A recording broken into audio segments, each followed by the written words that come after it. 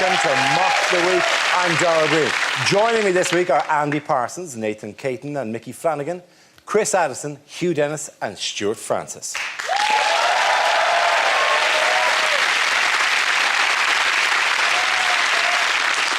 We start as ever with a round called Headliners. Here's a picture of the Prime Minister speaking recently. But what does CATL stand for?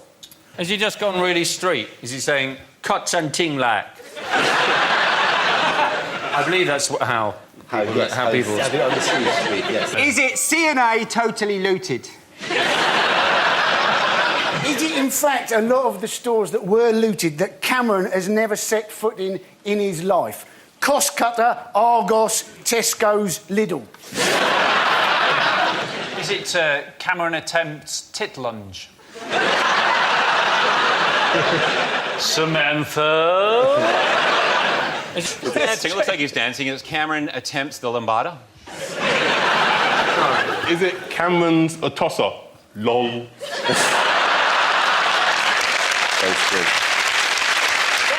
Or is it much, much more simple? He's in a market, is he going, carrots and toms, lovely? Is it actually more simple? Is it more simple? Go on. Is it, in fact, couldn't arrange a turd in a lavatory?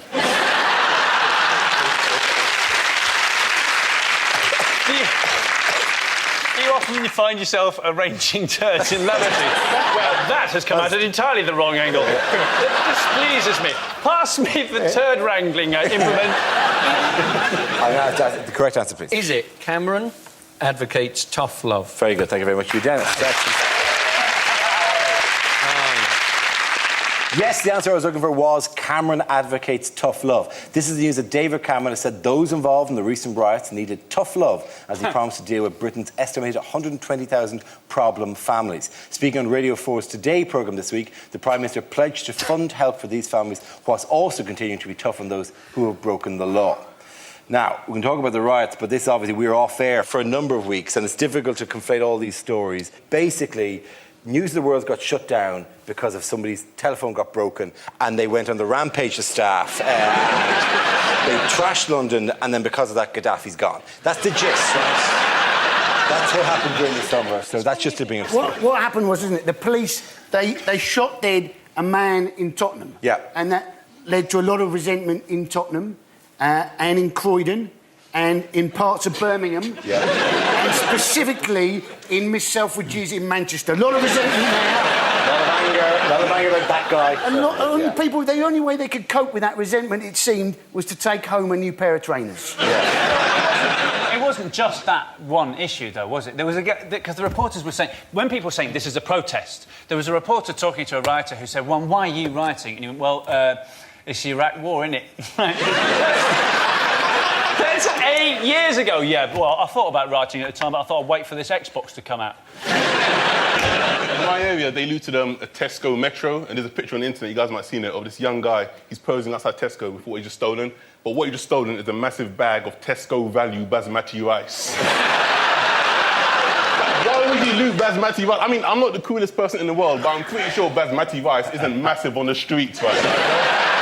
I've been walking in London, I've heard people go, psst, what's a weed? Psst, some crack. I've never heard someone go, psst, basmati. I saw a bloke... Yeah, not just as basmati, but if you cut it with pilau. Imagine the kid's going through the shelves, going, I've got to get some cumin, man. I've got to buy... On the local news website, there was a witness, this girl, who said, yeah, I heard they were going to smash Primark and burn it, so I went to have a look. I only went to look, I didn't go in, I'm banned from Primark. That's what we need, law-abiding looters. In Chiswick, there's one shop in Chiswick boarded themselves up. Just one. Which is already, but it was a Snappy Snaps. And it boarded themselves up, like, because, well, we're obviously, people are going to go, jigsaws with children's faces on them. These are mouse mats. But the weird thing was they boarded up and they put a big sign up saying still open for business. And you're going to go, but you're Snappy Snaps. Why don't you take a photograph of the shop, print it really massively, stick it on the board, and then you look like you're open for business. George Michael would still hit it. Yeah, that's true. My favourite comment on the whole riots came from Hazel Blears on Sky TV. And she said she didn't know why the kids weren't in school, forgetting it was usually happening in an evening in August. Sadly missed in government, that woman, isn't she? Do you not think that the punishment should fit the crime, though? If you rob an electrical store, like Curry, sure, you should be fined, but pay nothing this year, and then pay 24 monthly instalments. If you're looting stuff from Curry's, you're going to get done 90 quid for the 3-year extended warranty. I was a victim of the looting because it was, you know, Peckham is near where I live. Not that near. I've done okay. And but it is close enough that we could see the flames. And due to this, the next night I went down my off licence to get some cans of beer. Shut. 4:30. I thought this could not be tolerated. It's affecting ordinary working people now. I just caved his windows in and took a few cans of special.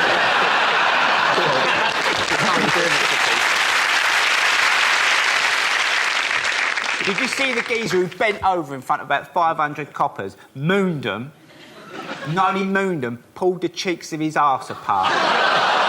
Proper old school, cop for that. Is that See all these coppers thinking... I should have worked harder at school. These coppers not looking at their truncheon going, if only I could. If only I could. It doesn't vibrate. I do think the tough love thing might work, though. Don't you? Not the tough bit, but the love. I mean, if I was, you know, a teenager who'd been looting, I would stop doing whatever I was doing if there was any prospect of David Cameron coming round and loving me. David Cameron said he wanted the police to be able to have water cannon and plastic bullets at their disposal. And you think they're very different things there, aren't they? You know, I've always quite liked the idea of water cannon. It always sounds, I'm sure it is painful, but it always looks like it might be a bit of a laugh, doesn't it? A bit like Thorpe Park Extreme, without having to pay the 30 quid, you know? Let's face it, the bloke bending down, parting his arse cheeks, he could get some colonic irrigation on.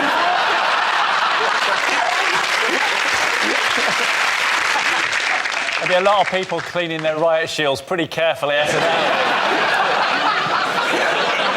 Yeah, there is a sense. Water cannons and rubber bullets are both incredibly violent. They're using the north, and they're not good things, right? Although they sound whimsical. They sound like fun. Oh no, they've taken over the bouncy castle. Get out the rubber bullets. Sounds like fun. Oh, water cannon. Oh, now I got a wet T-shirt. Sexy time. I think kids have got too much. They've got too much technology because that's how they organise it. Like BlackBerry, Twitter, Facebook. Like when I was a kid, which wasn't that long ago, we didn't have all of that. Like we didn't even have phones. I mean, we had house phones. Don't get me wrong. But when I was a kid, I couldn't go to my family and ask to use the house phone to call my friends. My family they just look at me and go, "Phone a friend, phone a friend." Me look like Chris Tarrant.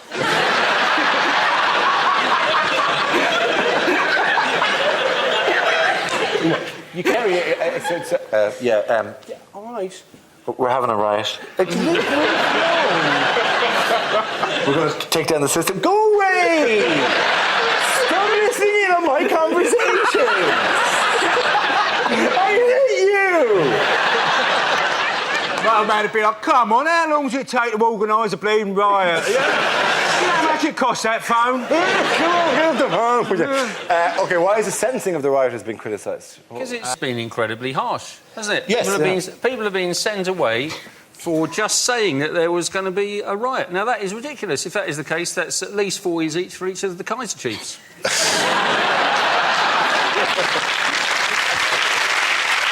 Technically, as their lawyer, I would like to point out that they only predicted a riot. They did. One young man was sentenced to 16 months in prison for looting Boots. And that's the bad news. The good news, what he stole was lubricant. So, I always like a happy ending, don't you?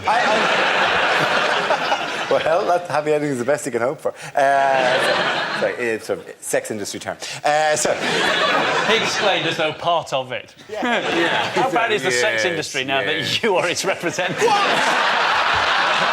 What, you think the Kaiser Chiefs can't afford a better lawyer than you, right? Fair point. OK, at the end of that round, the points go to Chris, Hugh and Stuart. Now we play a round called Rise of the Planet of the Japes. This game involves Andy, Stuart and Nathan, so if you could make your way to the performance area, please. This round is a stand-up challenge. I launch a wheel of news, and wherever it chooses to stop, one of our performers must step forward and talk about that subject. The winner, who is whoever I think is the funniest. OK, here we go. The first subject is the economy. Who wants to come in on that? Andy Parsons. Now, the economy not going very well, is it? So apparently a lot of people are having to shop in cheaper supermarkets. And you can understand why Waitrose might want to consider their price structure. I was in there recently, £8 for a chicken. And what's their slogan? Never knowingly undersold. Where do they do their price comparisons? A lot of supermarkets, you can get 2 chickens for £2. That is 8 chickens for £8. And it might not be the same quality, but let's face it, you could chuck 6 chickens away, you'd still be a chicken up. I've done the maths for you there, ladies and gentlemen. Waitrose have introduced a new own-brand range, Essential. I'll bet you would like to know what Waitrose regard as essential. Cherry cheesecake, roast vegetable couscous, apple yum-yum. Essential. Oh, I was in the wilderness for 40 days and 40 nights. I only had the bare essentials. Mixed leaf salad, Italian mozzarella and a vanilla candle. Praise the Lord.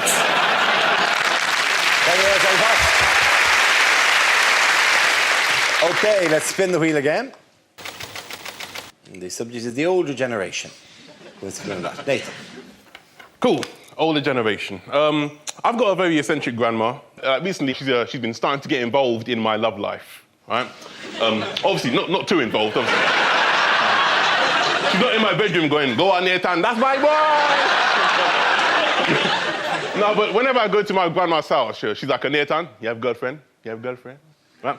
But she's very old school in that she doesn't realise the world we live in now is very multicultural. You know, my grandma, she's like, Nathan, we never have a girlfriend. Make sure, West Indian. Don't bring no white girl in my house. And that's a problem, 'cause I'm not gonna lie. I like black girls, I like white girls, you know? I don't care about skin colour. As far as I'm concerned, if you got a vagina and a Nando's loyalty card, we're cool. I don't care about skin and colour, you know? I like black girls, I like white girls. Like I always say, chocolate is delicious, tasty and sweet. But milk is good for you. I said that to my grandma and she just went, not when you're lactose intolerant. Thank you very much. That leaves us with Stuart. Let's see what topic you've been left with. Let's spin the wheel. And the topic is family. I heard that my sister's into bestiality. I'll be a monkey's uncle.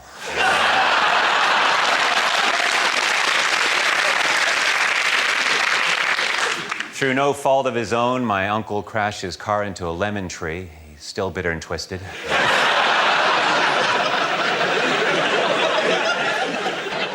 My other uncle, who's missing an arm, hates the way I mock him.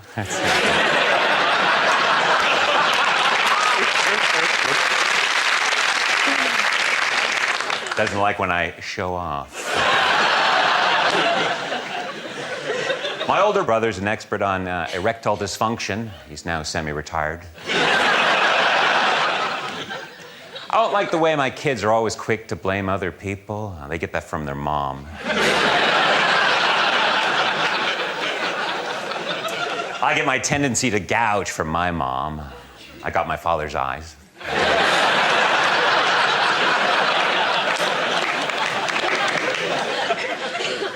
When I first heard that my real parents were budgies, I couldn't look at myself in the mirror. Thank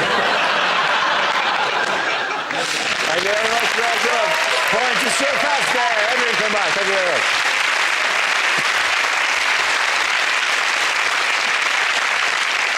Our next round is called If This Is the Answer, What Is the Question? On the board are 6 categories. Nathan, which category would you like? I'll go for sport, please. OK, your category is sport. The answer is 7. What is the question? How many coffee breaks can Usain Bolt have during the 200 metres and still win comfortably? Is it the age I was when I lost my virginity? That goes out to you, Father Sharkey. Is it if he's in a hurry, what does James Bond say his number is? Is it what should never come after the word Harper to form a girl's name? It's a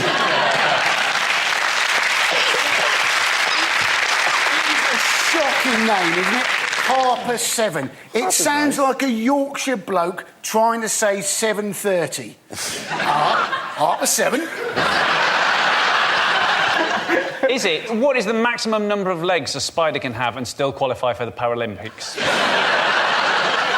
Is it how many million people are hoping Beyonce's baby looks more like her and less like Jay-Z? Is it the number of times Ashley Cole's going to have to cheat on Cheryl before she finally tells him to fuck off? OK, is there the correct answer? Yeah. Is it, in fact, the number of medals Britain won at the international athletics competition in the last week? Congratulations, very good. That's exactly right. The answer is 7. The question I was looking for is how many medals did Great Britain and Northern Ireland win at the World Athletics Championships in Daegu, South Korea? Team GB, bracket, plus NI, close bracket, last bit's never written, won 7 medals, meeting the target that had been set by their head coach and finishing in 6th place in the medal table. Did you enjoy the games? I thought it was great. I mean, it was...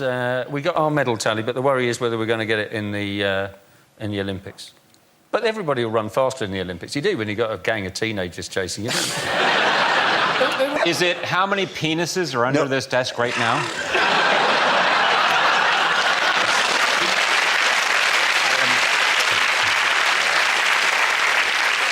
I hate to disappoint you. Why did Usain Bolt make headlines during the championships? He was working as an intern at the Daily Mail. Really? Look at him. Do you think he'd be an intern in the Daily Mail? Yeah, he's the box ticked. He false started in the 100 metres and was disqualified from a race he was expected to win. He would have won at a canter. Why is this changed? Is this a rule change? Why is this? Because you only get one now. You only get one false start and then you're out. And the reason is they want to keep it to TV schedules so as they can go to the advert break. So now the choice is you either see Usain Bolt win a world record or you go and see the fat bloke doing the compare ads. People just go on about the 100 metres. This is fetishised, the 100 metres. They can run 100 metres in under 10 seconds. I can have sex in under 10 seconds. Where's my medal? I just all I get is tots and disappointment. And what offends your wife after that isn't the quickness of the sex, it's the fact that you insist on getting a medal every time.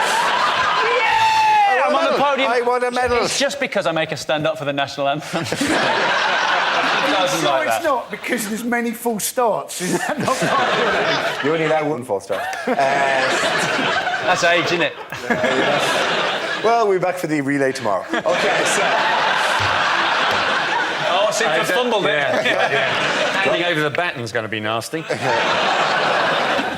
OK, Grant, in other news, what is making a return to the classroom?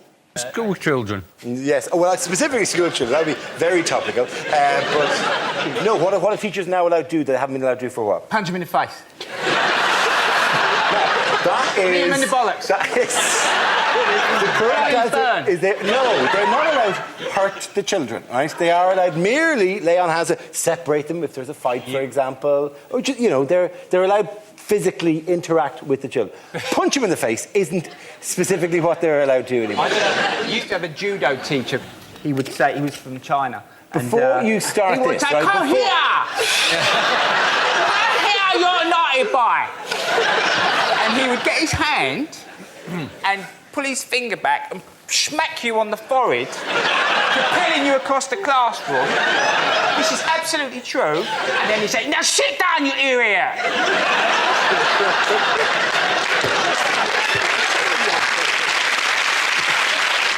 Your teacher was Benny Hill? Your book, Mickey, you know what you're going to get. The rest of the day, you would have a great big red welt on your forehead. It's like a badge of Why honour. did your school have a judo teacher? Was that part of the... Is that like, you did maths, judo, English, Thursday afternoon double judo? What's going on? They've introduced looting now. He was a PE teacher who was a martial artist, a phenomenal. You know, he was the main in China. I think he was top man. So, So are you the Karate Kid? And then he was working as a mild-mannered janitor in your school. Actually, back in China, he was a threat to the state. Lying low. I don't know why. Technically, when you were growing up, the top man in China was Mao Zedong, I think. I am overdoing it a bit with the accent, to be honest. What are you using He now? was Chinese, and, you know, or I've embellished it for comic purposes. So I think a bit more of that in schools. I think I should bring back waterboarding. Bring back waterboarding. It was a tough school I went to.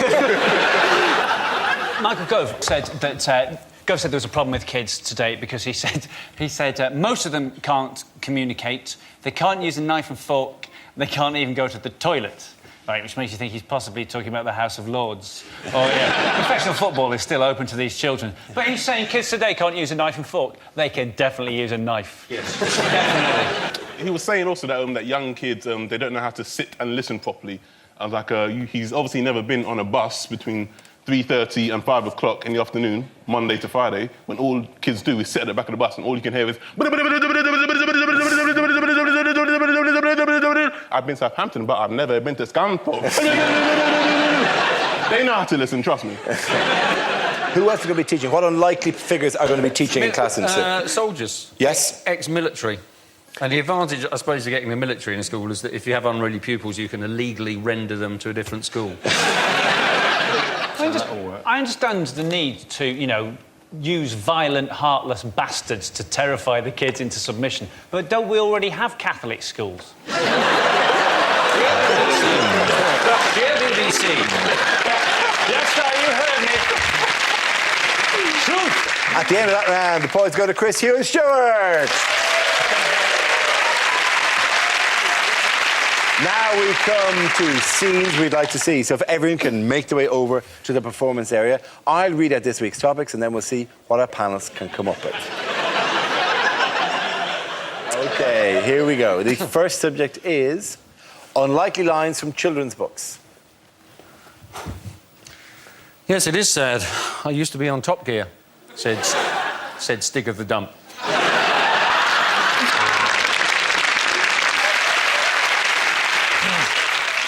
Jack, do you have any more of those beans?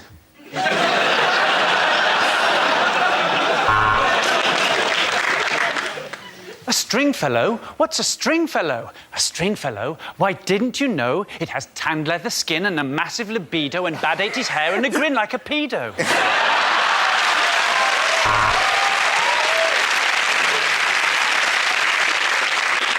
This little piggy went to market, and this little piggy stayed at home, and this little piggy went and died horribly of swine flu.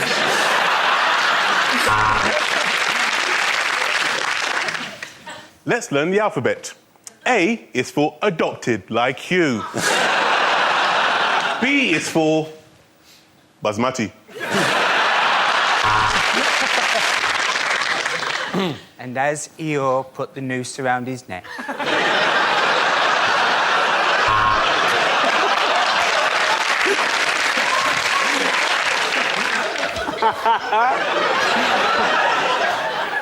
No, I don't think you should shave, Bilbo, said Frodo. Those feet need waxing. Yes, Grandma. What a big TV screen you got. Said Little Red Riding Hoodie.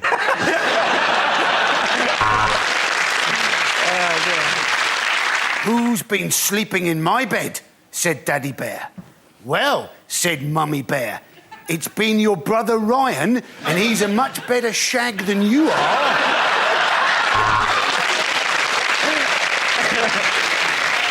I want to go to Tottenham, said Max. That's where the wild things are. The Lion, the Witch, and the Wardrobe, or as we like to call them, the Sugar Babes.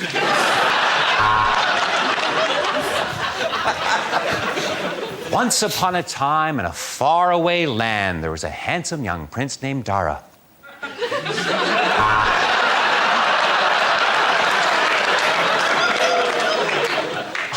Where's Gaddafi? The railway children gesticulated wildly at the driver. You've left us behind, you wanker!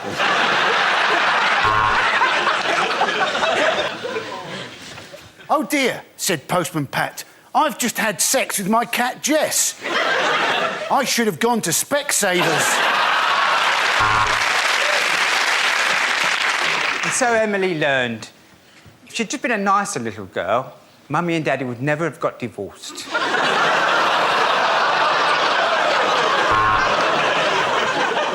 Do you know what? Said the very hungry caterpillar. This gastric band has changed my life.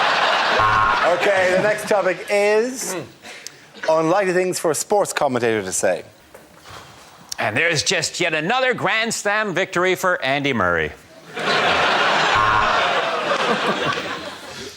And now we come to the javelin. If you're watching in 3D, you might want to look away now. And here we are at the women's football, but while you're enjoying the game, please spare a thought for the men at home who are going without dinner this evening.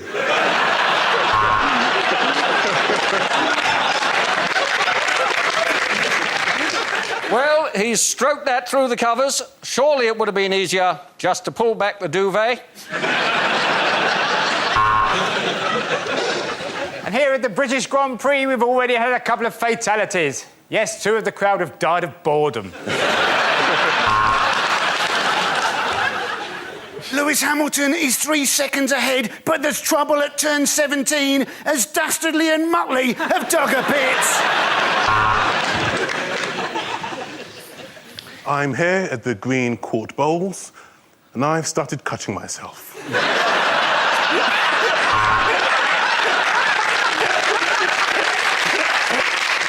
He's got the right hook in, he's got the left hook in, and he's finally finished putting up those curtains. Well, welcome back after the break. You haven't missed much, just the entire Indian innings.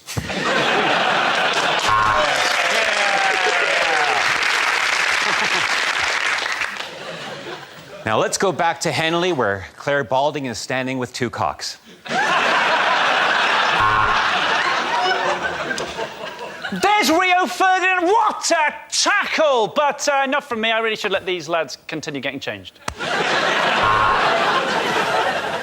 Alex Ferguson has substituted Wayne Rooney. Of course, not the first time Rooney has been pulled off by a 69-year-old. Well, what a result. The UK Somalian has beat America's Kenyan to show that the Africans aren't going to have it all their own way. Thanks for all those fantastic statistics there, Motti. Now go and get a fucking life. Okay, at the end of that round, the points go to Mickey, Nathan and Andy.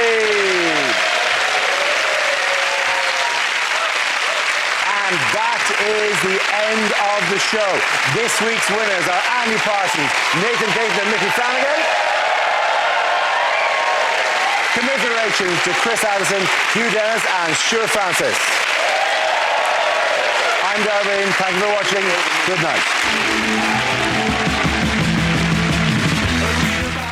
And there's more from Mickey Flanagan tomorrow night on BBC Two. He's on Shooting Stars at 10. And marking out his comedy territory, it's Wilfred on BBC Three now. But you're not allowed to sit on the sofa to watch it, OK?